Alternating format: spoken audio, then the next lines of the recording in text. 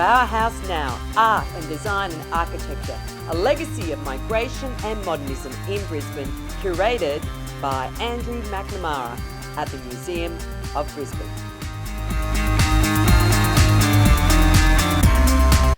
Bauhaus kicked off in 1919 in Weimar in Germany. What was sort of the core ethos and philosophy behind this movement? Well, the key idea was to bring together art, design, and architecture in one comprehensive collective. But it was also based on the idea that what's the new factor that I'll have to take into consideration in modern life, and that's technology. Yes. So originally it was the combination of art as technological, design as technological, and architecture and the impacts of technology. So it had that forward-thinking, avant-garde aspect of looking to the future or transforming the contemporary and looking into the future. But it also had that idea of looking to the past because it wanted to bring all the arts back together again. Yes. That was resonant with the medieval idea that they had of the Gothic. So in 1933, the Nazi regime shut down the Bauhaus. It was seen as a sort of a hive of radical lefties and troublemakers. And I guess some of the most incredible artists of Germany at the time were working within the Bauhaus. But this wasn't the end of Bauhaus. In a way, it was kind of the beginning of Bauhaus as an international influential movement. Can you tell us about what happened next? Yes, well, it really represents the internationalisation of the Bauhaus in many ways. There were a lot of international students that went to the Bauhaus and they went and spread the word back, but the real consequence was after the Nazis closed it down, it meant that teachers from the Bauhaus started to go to various different places. England, America is the most famous stories. The Bauhaus idea had extended to Brazil, to China, to Japan. And our contribution to show how these ideas had permeated to Australia. Yeah. And so within that influence, like colour was a really big thing, design, it permeated all aspects of life. But this is really crucial work because it was created in Germany. Can you just tell us a little bit about these beautiful colour wheels? Are they colour wheels, colour codes? Yeah. See, the first, one of the Bauhaus idea was to break everything down to component parts so that you could do something across the arts, the design and architecture. So anyone could study these elements, materials, etc. And then we have an example of Stoyan Krakowski, who was Polish but was sent to Germany in forced labour during World War II. He studies in Dusseldorf, stays in Germany actually up till 49, comes to Australia, and he's working in design. And then eventually he goes to do some work in a mining camp outback, South Australia.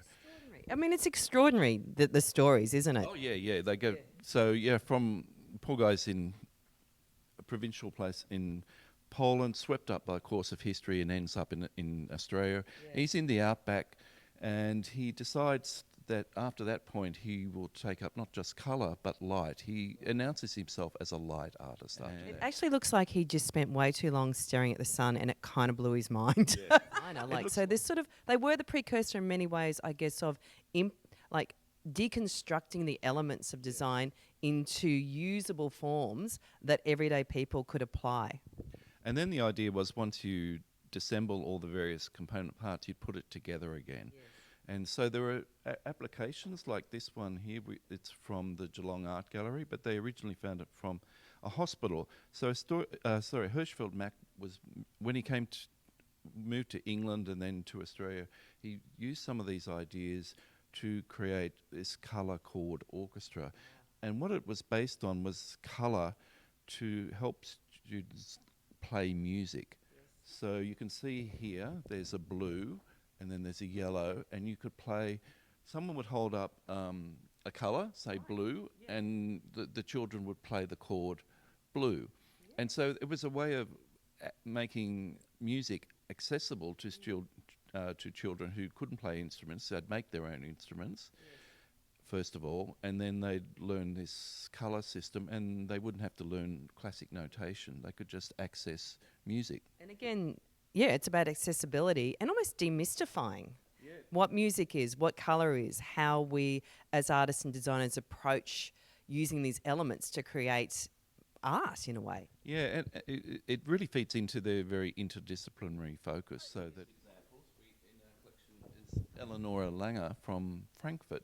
She's not very well known because she really focused on art education in her period in Australia, and she did a thesis on art and colour, but she was really interested colour theory, art and science. So one of the few works is this maquette, which was to be a monument to an astronomer, Duffield, and it would flow out and have wings and expanding and have all these colour refraction going on. So like sci-fi almost. All right, so Bauhaus influenced art, design, architecture, but also performance and, hello, a bit of fashion. I love this, Andrew.